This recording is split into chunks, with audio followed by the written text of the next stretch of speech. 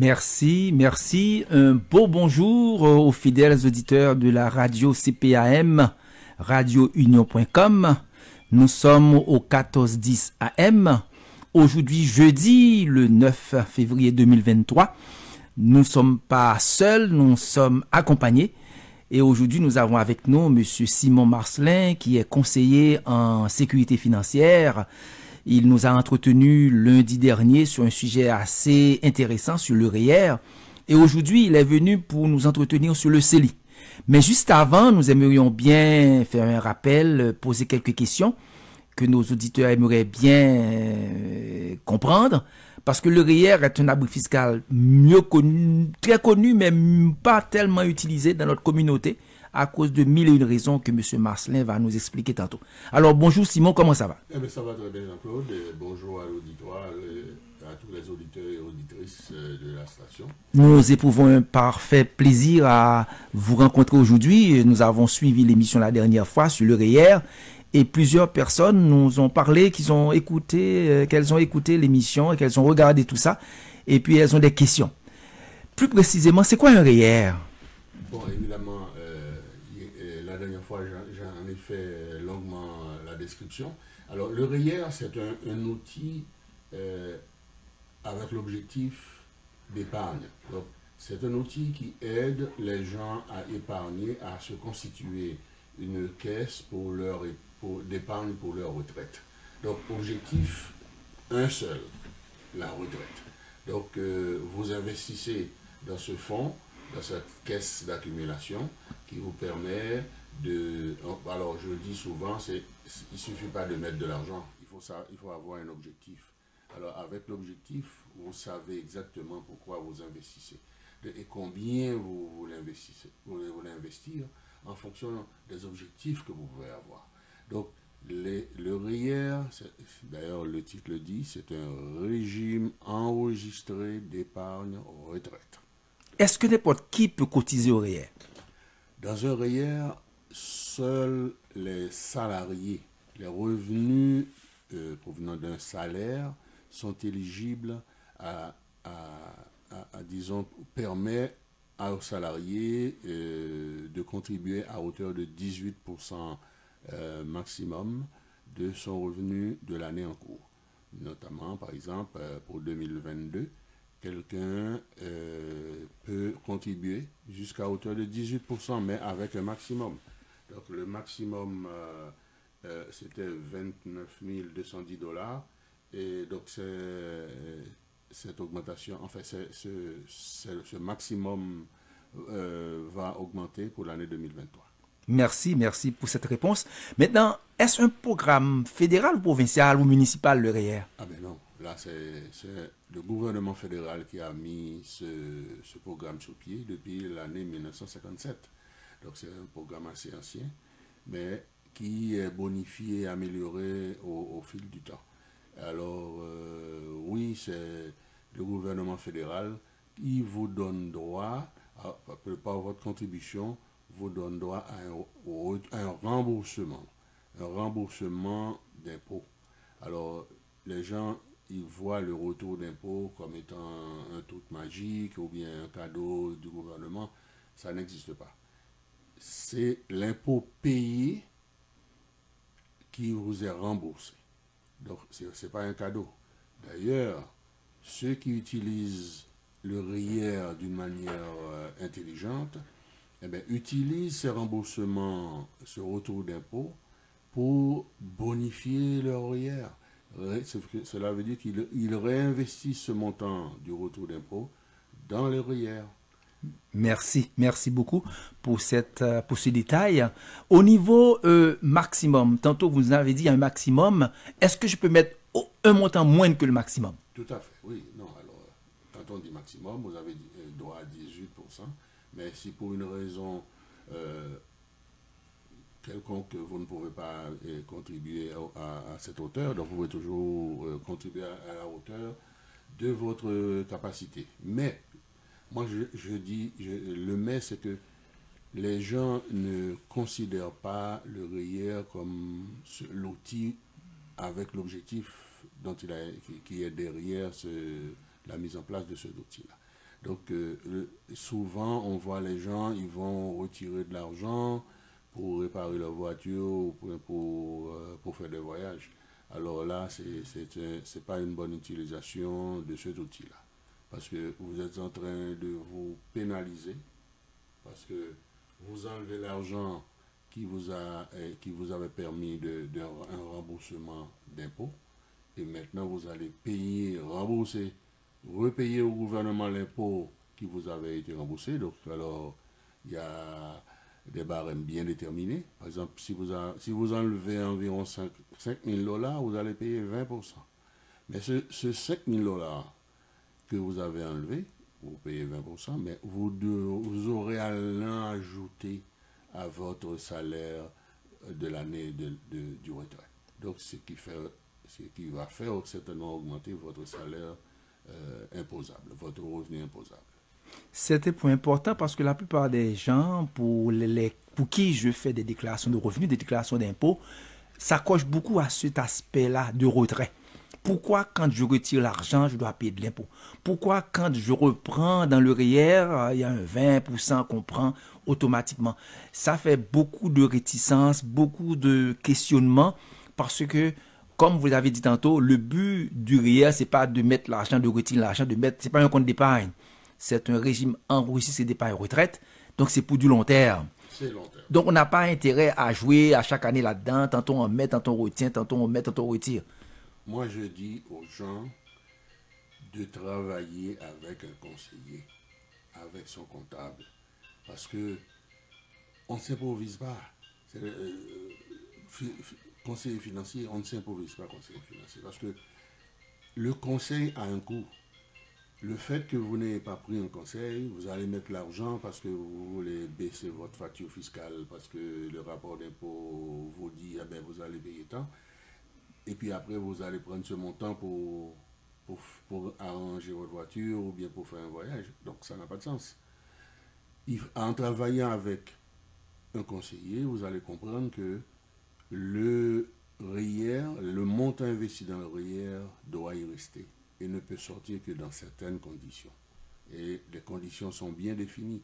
Tout est défini dans la loi. Quelqu'un qui ne connaît pas la loi va être victime.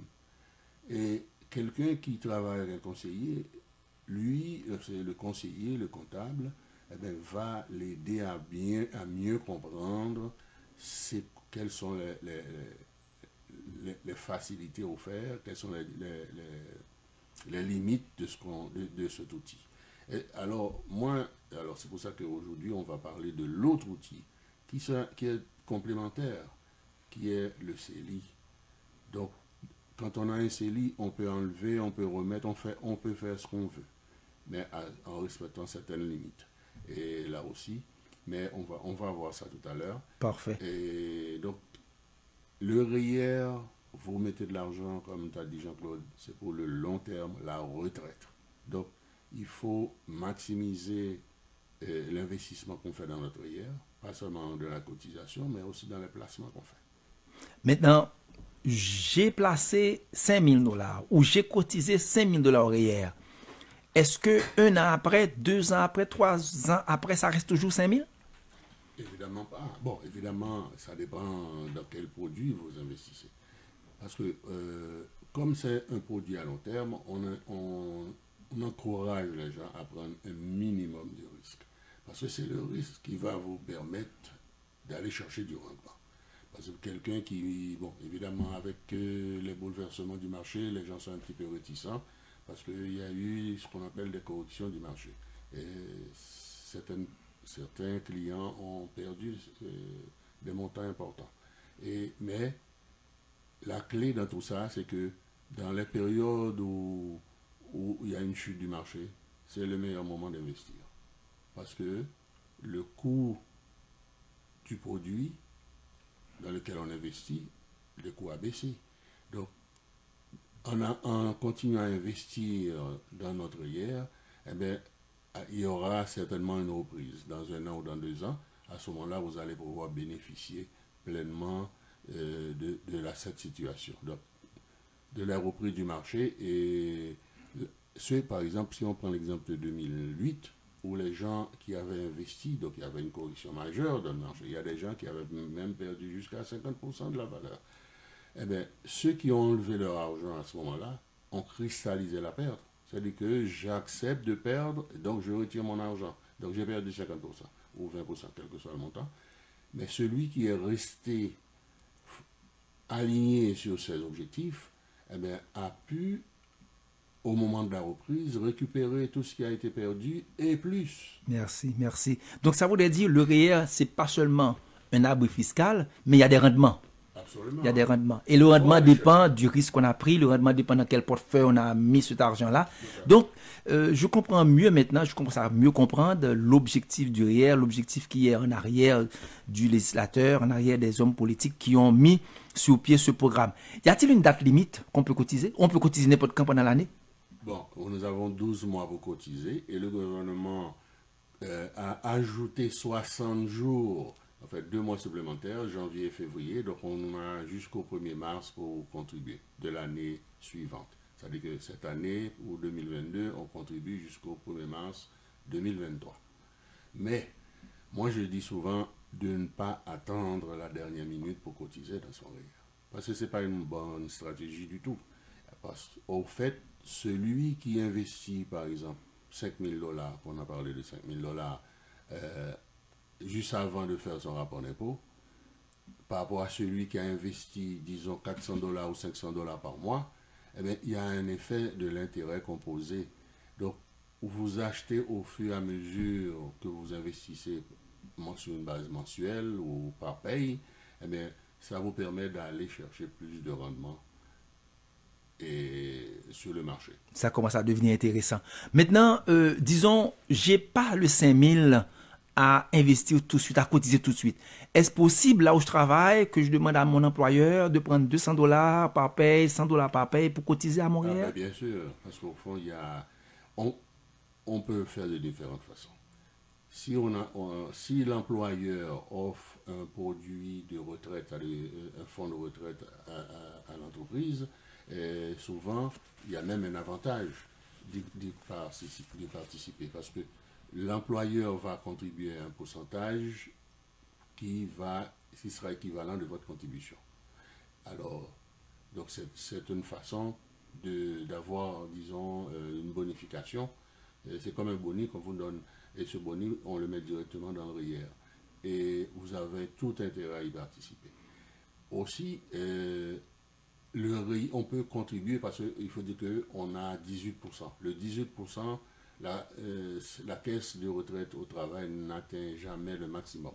Il y a toujours une différence possible où on peut contribuer soi-même dans un REER. Donc on peut ouvrir un REER avec une institution de son choix, la banque ou une institution financière, les compagnies d'assurance comme la financière Sun Life avec laquelle je travaille.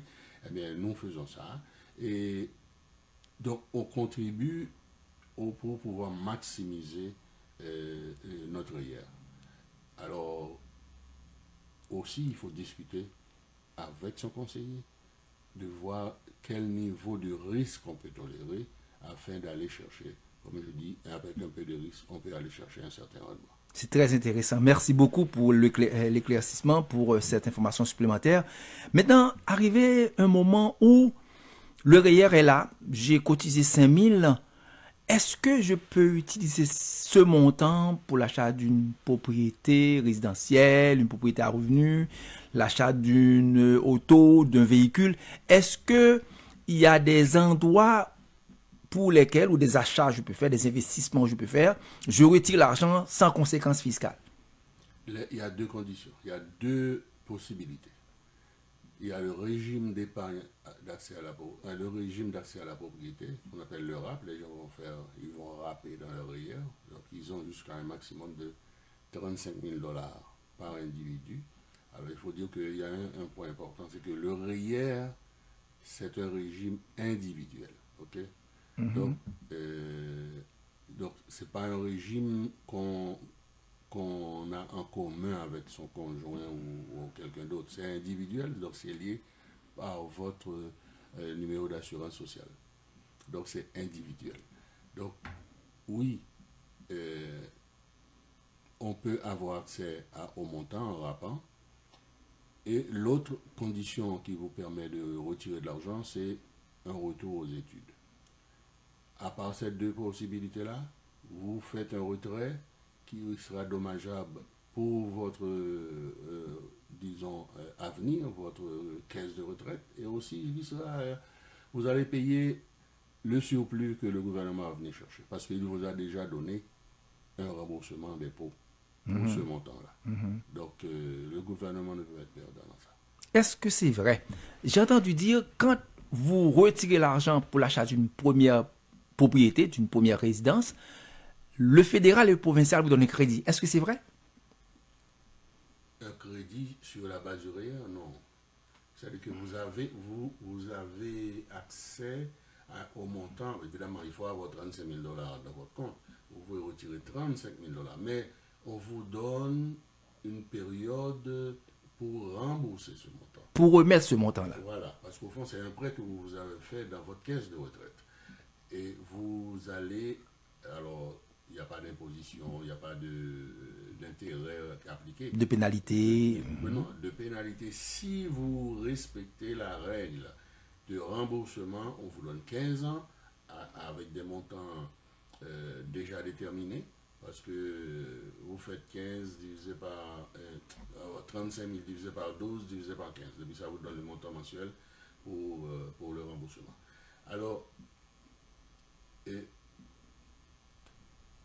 oui, alors... Oui, je disais oui, quand vous retirez ce montant-là, vous avez une période de temps pour le rembourser. C'est ça, sur 15 ans. Sur 15 ans. Parfait, ça, et vous remboursez ça. Si jamais on ne rembourse pas une année, on ajoute ça comme de raison à votre revenu. Le montant, vous devez rembourser. Voilà. On l'ajoute à votre revenu qui augmente votre niveau imposable, de revenu imposable. C'est pour ça que dans tout ça, il faut avoir une certaine discipline. Dans les finances, il faut avoir une discipline, respecter les règles du jeu. Vous allez vous en sortir assez facilement. Mais autrement, vous serez dans les pénalités ici ou là, parce qu'au fond, comme tu as souligné, c'est que le montant qui n'a pas été remboursé, eh bien, le gouvernement va vous l'appliquer sur votre revenu et va vous imposer là-dessus. Parfait. Merci beaucoup pour ces éclaircissements. En fait, les deux dernières questions que nous avons, où les gens nous posent souvent, sont les suivantes. Quand j'achète une première propriété, je sais, j'ai un crédit au fédéral, j'ai un crédit provincial, tout va bien, tout va beau. Maintenant, au niveau de mon REER, est-ce que je peux emprunter sur ce REER-là? Ou encore, la première question, le premier aspect de la question, je suis arrivé au 1er mars, ou au 28 février, je n'ai pas d'argent vraiment disponible, et le comptable qui fait ma déclaration de revenus me dit, je vais payer de l'impôt. Est-ce qu'il y a des institutions, des endroits qui font des prêts REER? Absolument, oui. Non, on peut faire ça à travers les institutions financières, les banques, caisses populaires, etc. Ils vont vous faire un prêt REER. C'est-à-dire que c'est un prêt qui vous permet d'investir dans votre REER. Et même, il y a des gens qui utilisent certaines stratégies, à savoir, je fais un prêt REER dont le remboursement va me permettre de rembourser le prêt. Donc ça, c'est la beauté de la chose. Mais là encore, il faut être très discipliné. Et quelqu'un qui n'a pas un bon crédit ne peut avoir accès à un prêt REER. Parce que dans le prêt REER, il y a différentes options de remboursement. Il y a le remboursement sur 12 mois et il y a aussi le remboursement sur plusieurs années. Donc, sur plusieurs années, les institutions financières sont assez chatouilleuses. C'est-à-dire qu'ils vont vérifier votre crédit à la loupe. Et sur 12 mois, ils sont plus enclins parce que si vous prenez un engagement, vous avez un revenu suffisant. Et donc, ils vont vous encourager à le faire. Et c'est la meilleure formule de rembourser sur 12 mois. Merci beaucoup. Et c'est l'objectif un peu qu'on a en arrière de ces chroniques financières, c'est d'éduquer les gens au niveau des finances. Comme vous avez parlé tant de discipline, en matière financière, ça prend de la discipline. Il semble, la vie même exige la discipline. Dans tout ce qu'on fait, dans tout ce qu'on entreprend, il faut être discipliné, avoir un objectif en tête. Il y a une différence entre objectif et but. Le but, c'est vraiment virtuel. Alors l'objectif, il y a des dates, il y a des échéanciers, puis il y a vraiment, je veux aller là. Donc, dernière question ou dernier aspect de la question, pourquoi les gens sont si réticents? Est-ce qu'ils ne connaissent pas le produit? Est-ce qu'ils sont ignorants de cela? Parce que les banques, les institutions financières, aussi bien que les compagnies d'assurance et autres, font beaucoup de publicité pour le REER. Mais pourquoi dans notre communauté, moi je suis Jean-Claude Bien-Aimé, comptable professionnel agréé, je travaille pour la communauté depuis 40 ans, je suis membre de l'ordre des comptables agréés depuis 30 ans, je remarque beaucoup de réticents dans notre communauté à mettre l'argent dans le REER. Bon, les questions, les gens me disent, je ne vais pas passer ma retraite ici, je vais aller en Haïti pour ma retraite, ça ne m'intéresse pas, quand je retire l'argent, je vais devoir payer de l'impôt, c'est quoi cette affaire-là? Donc, comment expliquez-vous cette réticence de notre communauté à aller dans ce chemin-là? Bon, moi je préfère dire que c'est une méconnaissance des règles, c'est une méconnaissance, et aussi, bon, il y a peut-être des habitudes culturelles qu'on peut attacher à ça. C'est que au fond, l'habitude de vivre au jour le jour n'est pas compatible avec ce que prêche le REER ou la caisse de retraite. Et les gens sont très contents quand ils savent que bon, ils vont partir à la retraite à tel âge et puis ils vont avoir un revenu garanti pour le reste de leur jour. Mais ça se fait chez les gens qui ont vraiment une certaine éducation financière. C'est-à-dire que mais ce n'est pas seulement notre communauté qui est dans cette situation-là. Moi, je suis arrivé chez un client qui avait $20 000 et puis qui voulait prendre sa retraite dans pas longtemps. Donc, vous imaginez, $20 000, qu'est-ce qu'on peut faire? On ne peut même pas vivre une année avec ça. Exact. Parce que le seuil de la pauvreté, c'est déjà plus que $22 000. Donc, mais par contre, notre communauté, comme n'a pas l'habitude d'investir de cette manière-là, on a d'autres formules. Mais investir dans son REER, c'est investir dans son avenir, mais c'est un investissement qu'on pourrait dire, on le met et on l'oublie. Tandis que si parce qu'il y a des formules de main ou de tontine et tout ça là, que les gens utilisaient pour faire des acquisitions, et ce sont des bonnes formules. Mais par contre, le REER est associé à votre revenu, à votre salaire. Donc, c'est un ensemble qu'il faut comprendre, que c'est parce que vous travaillez, vous recevez un salaire que vous pouvez contribuer dans le REER. Quelqu'un qui reçoit de l'argent ou bien qui a gagné à la loterie ne peut pas contribuer dans son REER parce qu'il n'a pas droit, il n'a pas de salaire. Vous voyez, donc il y a d'autres choses qui lui sont disponibles. Mais nous vivons dans une société où tout est organisé. Et c'est mieux on connaît ces outils-là, et bien mieux on est capable de... L'intégration est financière aussi. C'est beau ça, c'est bien dit. J'ai beaucoup aimé cette dernière phrase, l'intégration financière, parce que quand on arrive dans un pays, il faut connaître le régime fiscal du pays, les règles du pays, comment ça fonctionne, comment je peux m'enrichir, comment je peux avoir un meilleur patrimoine, comment je peux avoir une meilleure qualité de vie. Et c'est un des pendants de l'émission, c'est d'éduquer les gens financièrement, c'est de porter les gens à savoir à réaliser qu'ils travaillent dur pour gagner leur vie. Et il est important de bien gérer ses fonds, de bien gérer son argent. Dernière question, j'avais dit dans nos dernières, c'est dernière. Est-ce qu'on peut cotiser vitam aeternam au REER? Non, le REER, nous avons jusqu'au 31 décembre de notre 71e année pour contribuer dans notre REER. À partir de cette date, tout l'argent accumulé dans cette caisse-là, dans le REER, doit être transféré dans un compte FAIR, c'est un régime fonds enregistré d'épargne retraite, non, de revenu de retraite. Parce que le REER c'est l'épargne, mais l'autre c'est le revenu. Donc, alors c'est ça, il y a deux types de caisses. Il y a une caisse d'accumulation qui est le REER, et puis il y a une caisse de décaissement, qui est le FAIR, FRV, etc.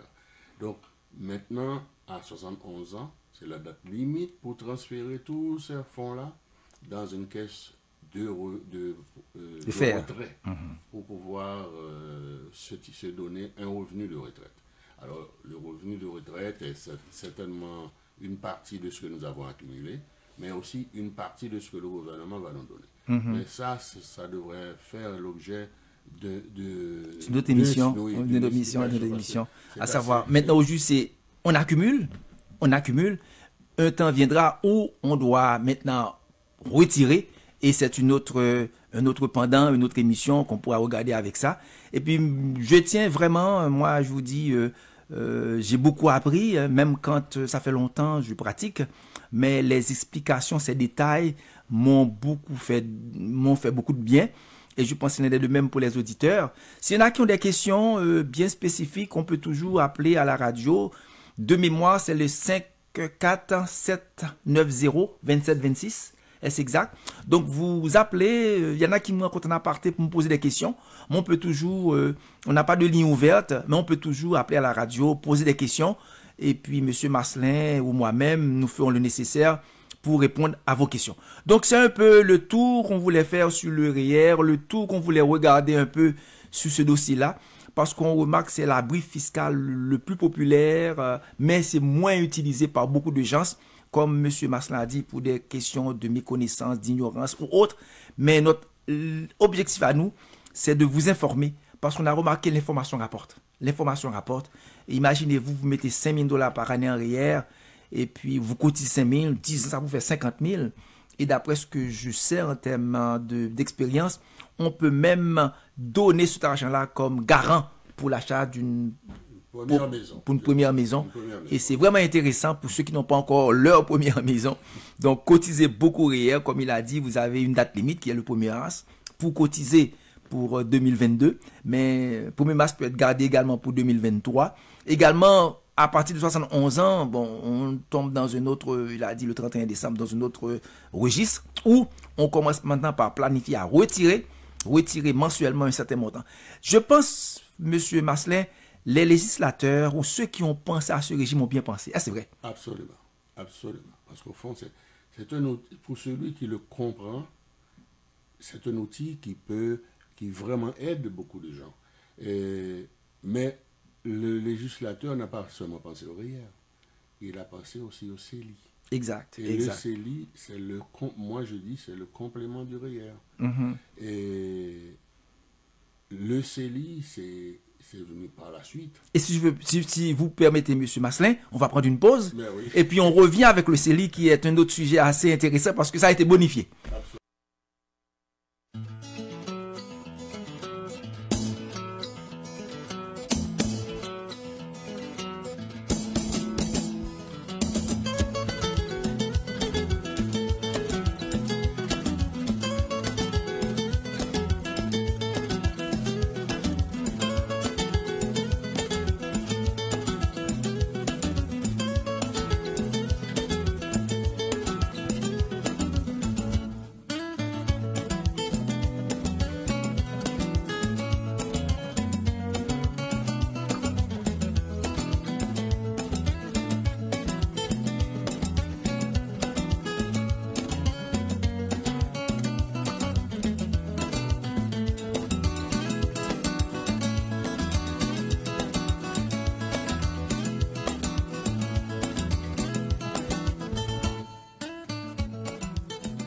Voilà, nous sommes de retour. Au micro, Monsieur Simon Marcelin, conseiller en sécurité financière depuis plus de 11 ans. Et l'autre micro, c'est Jean-Claude Bien-Aimé, comptable professionnel agréé depuis près de 30 ans au niveau de l'ordre et 40 ans de pratique publique. Alors, nous avons pu éplucher à notre façon le dossier REER et je pense que vous avez bien compris les aboutissants de ce régime. Et si jamais vous avez des questions, toujours, M. Marcelin, tantôt va donner ses coordonnées, il y a les coordonnées de la radio. Notre but à nous, c'est de vous informer. Parce que pour prendre des décisions, ça vous prend de l'information. Et souvent, on parle de l'information pertinente, l'information qui aide à prendre des décisions. Donc, c'est un petit peu ça notre objectif pour la chronique financière. Nous avons regardé le REER. Maintenant, allons au CELI. C'est quoi un CELI, M. Marcelin? Bon, le CELI, c'est compte d'épargne libre d'impôt. Alors, le compte d'épargne libre d'impôt, là encore, vous voyez, donc c'est le REER, il n'y avait pas d'impôt, mais le CELI aussi n'a pas d'impôt. Mais la différence, c'est que le CELI, tout individu qui a plus de 18 ans peut ouvrir un compte d'épargne libre d'impôt, pourvu qu'il ait un numéro d'assurance sociale valide. Donc ça, c'est un programme qui a été mis en place en 2009 Et les gens qui contribuent, parce que la façon de contribuer, c'est des montants déterminés par le gouvernement sur une base annuelle. Et on va regarder ça tout à l'heure. Et ces montants-là constituent un maximum pour l'année. Donc le maximum, par exemple cette année, 2023, c'est 6 500 $. Quelqu'un qui a commencé à contribuer à son... Enfin, à partir de 2009, jusqu'à aujourd'hui, quelqu'un qui était éligible en 2009 peut, en date d'aujourd'hui, mettre jusqu'à 88 000 $. Donc c'est quand même non négligeable, c'est des montants intéressants. Mais c'est fait sur sur des tranches annuelles. Comment on peut, là aussi, donc on peut ouvrir un compte auprès des institutions financières reconnues, les banques, les caisses populaires, les compagnies d'assurance comme la financière Sun Life à laquelle je suis attaché. Et donc, où on ouvre un compte, on prend les dispositions pour pouvoir investir son argent. Alors, le CELI, il y en a 3 types. Il y a le CELI individuel, il y a le CELI où on fait un dépôt, on fait des dépôts, puis il y a un contrat, on peut faire un contrat de rente aussi, ou bien on fait un arrangement en fiducie. Mais celui qui nous concerne plus, c'est certainement le CELI en dépôt. Disons que dans le CELI, la beauté du CELI, c'est que on peut avoir différents types d'objectifs à l'intérieur du CELI.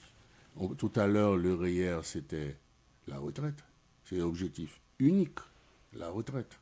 Donc c'est pour ça que si on met l'argent là, il ne faut pas y toucher.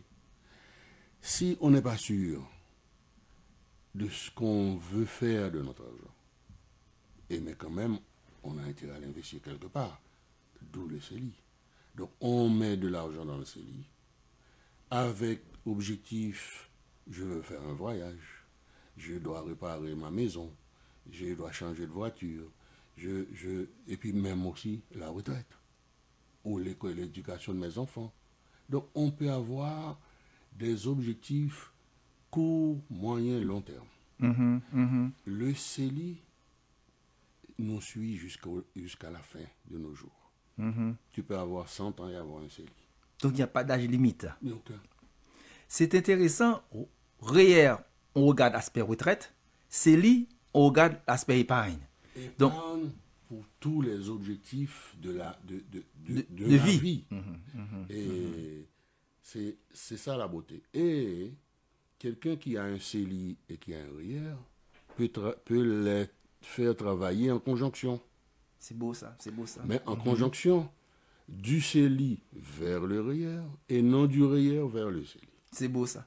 Parce qu'effectivement, moi qui vous parle, Jean-Claude Bien-Aimé, j'ai un compte CELI, j'ai un compte REER également. Et j'ai pris rendez-vous avec la banque pour transférer mon CELI en REER, avant le 1er mars. Voilà. Donc, vraiment, au niveau planification financière, et c'est une des choses qu'on veut dire aux gens, on veut acheter un costume, on passe dans plusieurs magasins. On veut acheter des valises, des bijoux, on passe dans plusieurs magasins. Mais quand il s'agit de notre argent, on est négligent. On est ignorant. On ne veut rien savoir. Alors que l'argent, c'est le nerf de la guerre. C'est le nerf de la guerre, mais aussi, c'est la discipline de l'épargne qui nous met vers la richesse. On ne peut pas être riche à moins de jouer à la loterie puis de gagner le gros lot. Mais là, ça, c'est du rêve. Et nous, ce qu'on encourage, c'est de construire un patrimoine sur la base de l'épargne. Et l'épargne bien gérée peut vous amener très loin. Et c'est là où les législateurs, ils ont pensé à des outils. Ce n'est pas un outil, comme je disais tout à l'heure. Il y a un ensemble d'outils qui sont là pour nous aider à nous construire un patrimoine, nous aider à devenir plus riches que qu'on l'était au début de notre carrière. Et la richesse, ce n'est pas nécessairement d'accumuler des millions. Quelqu'un peut avoir des millions et n'est pas riche. Et quelqu'un peut, parce que j'ai en avoir peu, mais avec la discipline, la façon de gérer, la bonne gestion, de mener à bien tous ces projets. Et moi, j'ai rencontré ça dans ma pratique. Des gens qui ont des gros revenus, qui n'ont pas cette discipline de l'épargne, qui n'arrivent pas aussi bien que quelqu'un qui a des revenus moindres, mais qui ont cette discipline de l'épargne, discipline du budget, et pour mener à bien sa vie au quotidien. C'est exact. Et je pense que les administrateurs de la radio, les propriétaires de la radio ou ceux qui dirigent la radio doivent être contents de voir, maintenant on parle de richesse. Parce qu'un homme d'affaires crée de la richesse. Un employé, un salarié participe à la création de la richesse. Donc il faut qu'il en reste une partie pour nous. Absolument. Et cette partie qui nous reste, on peut l'épargner, on peut la mettre dans n'importe quel outil financier. Vous avez parlé d'outils. Dans notre coffre à outils, on a vu le RIER qui est un outil, le CELI est un autre outil. Dans notre coffre, on doit avoir plusieurs outils et tout cela nous aide à atteindre nos objectifs de vie, à améliorer notre qualité de vie, notre façon de vivre. Maintenant, tantôt on a vu le RIER était fédéral. Le CELI est fédéral aussi? C'est aussi fédéral. Alors, c'est le fédéral qui définit le RIER, qui définit le CELI, qui définit aussi le régime d'épargne-études. C'est qu'il y en a un autre. Et puis, il y a un prochain produit qui va sortir bientôt, qui va être effectif à partir du 1er avril, excusez, et ça s'appelle le CELIAP. C'est un compte d'épargne libre d'impôt pour l'accès à la propriété. Donc, ils font un produit spécifique qui a d'accès à la propriété. Ça, c'est un produit sur lequel il va falloir s'attarder. Ah, c'est bien ça, le CELIRAP. J'ai beaucoup aimé ces nouvelles, ces nouveautés. Nous avons des gouvernements qui pensent, qui réfléchissent. Et s'il y a quelque chose qu'un individu doit faire, c'est réfléchir. Le gouvernement, il réfléchit parce que le bien-être de la population est en jeu. C'est-à-dire que là, on parle de notre jeunesse, enfin, on parle des taux d'intérêt qui grimpent au plafond. Il faut faciliter l'accès à la propriété à cette jeunesse. Il faut pas seulement de créer des emplois, mais il faut lui donner aussi des facilités pour s'épanouir. Et l'épanouissement est aussi un épanouissement financier. Donc, c'est pour ça que l'ensemble de ces produits-là, l'ensemble de tous ces outils-là, mais il y en a un que j'ai mentionné à la va-vite là, qui est le budget. Alors, le budget, quand on dit discipline, on dit budget. En finance, c'est presque synonyme. Si vous utilisez un budget, c'est parce que vous avez une certaine discipline de vos dépenses et de vos revenus et aussi d'épargner. L'épargne doit être centrale dans cette démarche. Dans la démarche. Sans épargne, on n'arrive nulle part. Et peut-être, on veut bien préciser aux auditeurs qu'il y a une différence entre épargne et économie. Il y a une chemise qui se vend $100, c'est un spécial à $50, donc 50% de rabais. Vous avez économisé $50 parce que vous n'avez pas payé $100. Alors que l'épargne, c'est l'argent que vous mettez de côté. Il y a une différence entre les deux. Et nous, on parle d'épargne. Notre but à nous, c'est vous inviter à aller vers la richesse. Et un petit peu drôle, dans notre communauté, on parle beaucoup de politique, beaucoup de religion. Ils sont rares des gens qui parlent d'argent. Faites de l'argent. On est en affaire pour faire de l'argent. Tu as mis une entreprise sur pied, c'est pour faire de l'argent. Vous êtes en affaire. Donc, l'aspect richesse, l'aspect accumulation de richesse, l'aspect pouvoir d'achat, dans nos communautés, dans nos stations de radio et autres, on en parle moins. Et pourtant, ça devrait être ça devrait occuper un espace beaucoup plus grand. Parce que, bon, alors je ne vais pas entrer dans la critique de ce qui se passe, mais nous, l'important, c'est d'encourager les gens à épargner, à investir. Alors, il y a d'autres façons de le dire, c'est investir sur soi-même, investir en soi-même. On investit en soi-même quand on fait des études. On investit en soi-même quand on épargne, on se dote, on investit dans son RIER, on a un CELI, on se protège les choses et les gens qu'on aime, par une police d'assurance. Donc, c'est tout un ensemble d'outils que on doit pouvoir les utiliser et maximiser, disons, nos investissements et pour nous enrichir. L'objectif, c'est de nous enrichir. Exact, parce qu'on est sur Terre, hein, on a deux pieds sur Terre, et c'est important non seulement de participer à la richesse, mais d'en avoir pour nous-mêmes. D'ailleurs, vous avez mentionné tantôt un mot que j'aime beaucoup, police d'assurance. C'est un autre sujet qu'on va aborder. Pour la chronique financière, on a beaucoup de points qu'on veut aborder avec le public. Points axés sur l'investissement immobilier, points axés sur les placements, points axés sur les polices d'assurance vie, responsabilité, points axés sur le REER, le CELI. En fait, notre but à nous, c'est d'informer les gens pour que les gens puissent prendre de bonnes décisions. Tantôt, on va avoir vos coordonnées parce que je sais qu'il y en a qui vont vouloir vous contacter pour avoir de plus amples informations. Au niveau de REER, il y avait une date limite. Est-ce qu'il y a une date limite pour le CELI? Non, le CELI, c'est un montant annuel. Donc, le gouvernement décide en décembre ou en début janvier que pour le CELI, la contribution maximale autorisée sera tant, comme tu dis, mais alors cette année, c'est 6 500. Donc, si on n'a pas utilisé, on n'a pas maximisé notre CELI, eh bien, on peut toujours, parce que c'est comme dans le REER, dans notre avis de cotisation, vous allez voir que les montants utilisés, votre contribution accumulée à ce jour et l'espace disponible qui vous reste à combler. Donc, vous avez à la fois dans votre avis de cotisation, c'est pour ça que quand on rencontre un comptable, on rencontre un conseiller, eh bien, c'est un des outils qui va vous demander. C'est quoi, est-ce que vous avez une copie de votre dernier avis de cotisation venant du gouvernement qui vous dit exactement ces informations-là? Donc, oui, on a un maximum annuel, mais dépendant de nos disponibilités financières, donc on peut contribuer plus ou moins. Mais on n'a pas le droit de dépasser les maximums autorisés. Un maximum est un maximum. Un maximum est un maximum. Un plafond est un plafond. Oui, non, ça, par exemple, quelqu'un qui a 18 ans en 2009, donc peut contribuer jusqu'à 88 000 $. Mais si cette personne-là arrive à mettre plus de 2 000 $ en plus, eh bien, ce 1 000 $-là sera imposé. Eh bien, il y aura pénalité, il y a un impôt de 1% par mois qui sera appliqué sur le montant excédentaire investi dans ce CELI. La même chose aussi dans le REER. Donc, on a intérêt à respecter le maximum prévu par la loi. Oui, alors, un CELI, on peut en avoir plusieurs. C'est-à-dire, j'ai un CELI dans la caisse, j'ai un CELI dans cette banque, j'ai un CELI avec une institution financière. Mais le maximum accumulé ne peut dépasser le maximum autorisé. Prévu par la loi. Parfait, ça. Il nous reste 14, 15 minutes pour terminer. J'aimerais bien que vous mettiez en phase. C'est quoi la différence entre le REER et le CELI? Bon, essentiellement, le REER, c'est la retraite.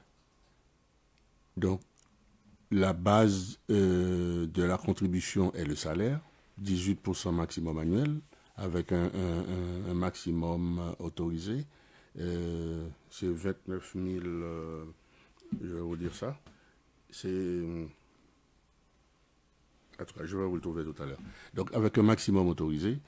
Et le REER a une date limite. Disons, c'est pour la retraite, donc 65 ans. Et parce que, de manière générale, les gens qui prennent leur retraite du travail à partir d'un certain âge, 65 ans ou après, ou avant, ils ont la capacité de contribuer jusqu'à l'âge de 71 ans. À partir de 71 ans, donc c'est le transfert, pas le retrait, non, le transfert, parce qu'il ne faut pas confondre. Retrait veut dire imposition totale, donc ce sera une catastrophe.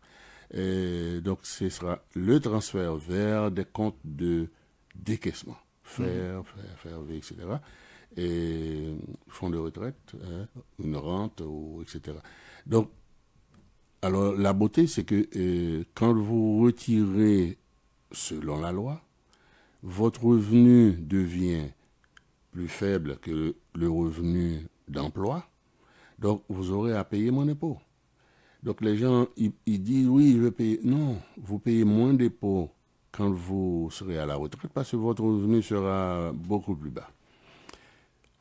Alors, dans le CELI, j'investis sur la base des maximums autorisés annuellement. Je peux enlever de l'argent. Par exemple, il y a des gens qui ont fait de l'expérience, qui ont été rapportés dans certaines revues. Et quelqu'un qui a mis de l'argent dans son CELI et l'argent a profité des taux d'intérêt intéressants et puis qui, disons, tu avais mis $20 000, on a pu accumuler $100 000.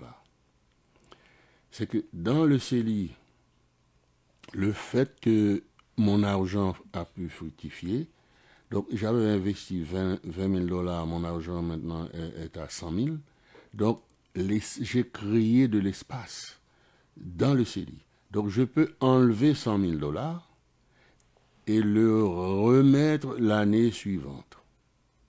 Donc, tandis que dans le REER, j'avais mis $5 000, j'ai enlevé $5 000, j'ai perdu cet espace-là en faisant un retrait. Tandis que dans le CELI, j'enlève l'argent qui a grossi, eh bien, l'espace de l'intérêt gagné à l'intérieur du CELI, donc c'est un espace que je peux réutiliser si je fais un retrait. Donc ça voulait dire le REER rapporte des rendements, le CELI rapporte également des rendements, et comme on parle de 20 qui passe à 100, donc j'ai un espace disponible pour continuer à opérer encore. Mais oui, je peux remettre ce montant-là, mais je dois attendre l'année suivante. Okay. Parce que l'année du retrait, on ne peut pas remettre l'argent. Il faut attendre l'année suivante.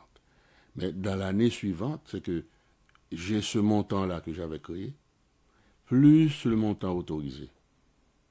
Donc, c'est de toute intéressant. beauté. Ben oui, parce que le maximum est 88 000. Disons, j'avais créé un espace en plus. Donc, je peux même mettre plus qui est autorisé par le gouvernement, tout en étant dans la légalité. Que c'est beau, que c'est beau. Le temps file, je vois déjà, il est 57, dans 3 minutes on termine. On a d'autres questions également sur le papier. On parle de REER, de CELI, habitation, tout et tout pour le CELI. Maintenant, c'est certain, on réservera ces questions pour une autre fois. Maintenant, Monsieur Marcelin, j'ai reçu beaucoup de conseils, on a partagé beaucoup de conseils avec le public. Vient le moment de vous présenter quelqu'un qui a besoin de ces deux produits-là. On parle de REER et de CELI. Doit faire quoi? Eh bien, non, quelqu'un qui veut me contacter. Parce que moi, je ne m'occupe pas seulement de CELI ou de REER, j'ai une approche globale avec un client. Un client, je lui donne un plan. Parce qu'un plan, c'est un guide qui vous donne le portrait d'où vous êtes aujourd'hui et avec le profil que vous voulez avoir pour 5 ans, 10 ans, 20 ans ou à la retraite. Donc, ce travail-là, c'est un travail de professionnel. Donc, vous avez un document qui vous accompagne et c'est un document qu'on peut mettre à jour chaque 2 ans ou chaque 5 ans selon s'il y a des changements dans votre vie. Et alors, les gens peuvent me contacter. Je suis Simon Marcelin, 514-827-8648. 514-827-8648.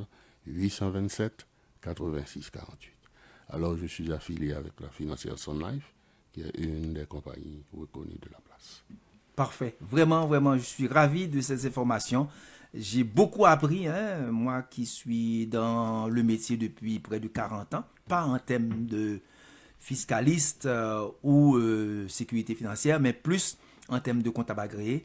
Je fais de la tenue des livres, la comptabilité générale, la déclaration fiscale pour les entreprises. Et aujourd'hui, j'ai beaucoup aimé l'aspect accompagnement. On est là pour accompagner les gens. Les gens doivent décider à la fin. Et pour décider, ça prend de la bonne information. L'information pertinente, l'information objective, pas subjective, mais l'information qu'on peut vérifier. Et vous êtes là pour conseiller les gens, pour cheminer avec les gens, et toujours dans le but de défendre leurs intérêts. Intérêts, payer le moins d'impôts possible, s'enrichir, constituer un patrimoine. J'ai fait des déclarations de revenus pour les gens qui ont décédé, qui ont laissé maison à revenus, maison personnelle, REER, CPG, CELI, et puis quand vous laissez ça à la famille, les héritiers sont contents, pleurent moins. Parce qu'il y a du jus, il y a laissé du jus financier. Bon, évidemment, il y a ces aspects-là de transfert de ces richesses-là, de REER ou de CELI, ça on peut toujours en reparler. À c'est quand même important. À notre émission, oui. Non, c'est vraiment Je dis bravo à M. Jean Espierre de permettre à cette émission d'avoir lieu, parce qu'on a beaucoup de choses à dire. Nous écoutons beaucoup de stations de radio, ce sont des nouvelles, on parle de séisme, nos pensées se vont aux gens de la Turquie qui sont frappés par Absolument. le séisme. On parle d'événements en France, la France veut augmenter le niveau de retraite de 62 ans, les gens sont engagés. Au Québec également, il y a une réforme qu'on peut faire sur la rente, essayer de mettre ça plus loin parce que les gens ont une espérance de vie plus prolongée. On veut mettre ça à 62 ans. À 62 ans, donc les gens suspectent déjà, les syndicats sont au front. Et nous avons beaucoup de jeunes maintenant qui sont professionnels. Dans notre communauté, nous avons nos enfants sont des professionnels en actuariat, en comptabilité, en médecine, en toutes sortes de professions. Et ils ont besoin de formations pour fonctionner. Et la communauté est là, nous sommes là, des gens qui ont des expertises variées dans plusieurs domaines. Notre but à nous, c'est informer les auditeurs de CPAM, informer le public en général sur tout ce qui concerne leurs fonds et leur retraite, aussi bien leur enrichissement. Mot de la fin, M. Masselin. Bon, évidemment, moi, j'encourage, je suis dans la même direction que toi, à savoir encourager les gens à s'enrichir. Nous sommes là pour les aider, leur donner les outils sont là. Et on n'a pas à réinventer la roue. Et celui qui utilise la roue va plus loin que celui qui prend son temps à réinventer la roue. Donc, les outils dont on dispose actuellement sont là pour vous aider à vous enrichir. Et l'enrichissement se fait de multiples façons. On peut vous aider on regarde les cas individuels sur la base d'une analyse, parce qu'au fond, il faut une analyse de votre situation pour voir qu'est-ce qui vous convient et comment on peut vous aider à avancer selon vos objectifs, parce que les objectifs peuvent être uniques ou multiples. Ceux qui sont en famille, avec des enfants, donc l'acquisition de maison, les études postsecondaires des enfants, voyage et sortir des dettes, parce que là, c'est un petit problème. C'est un fléau. Oui, parce qu'au fond, bon, évidemment, la société dans laquelle nous vivons, le taux de la dette est plus élevé cette année. Donc, au fond, on est pris dans le piège de la surconsommation. Mais moi, je peux travailler avec vous pour vous aider à sortir de ce fléau-là. Parce que c'est la discipline. Si vous êtes discipliné, si vous avez cette volonté d'avancer, moi, je peux m'asseoir avec vous et puis on va voir, il y a plein de possibilités. Alors, merci beaucoup à M. Masselin pour ces bons conseils. Alors, comme il a donné son téléphone, vous avez le téléphone de la radio également. Alors, contactez-nous. Notre but à nous, c'est vous aider à voler plus haut, à voler plus loin.